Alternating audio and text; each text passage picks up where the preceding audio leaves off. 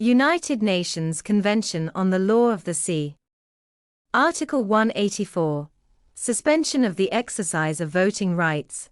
A state party, which is in arrears in the payment of its financial contributions to the authority, shall have no vote, if the amount of its arrears equals, or exceeds the amount of the contributions due from it for the preceding 2 full years.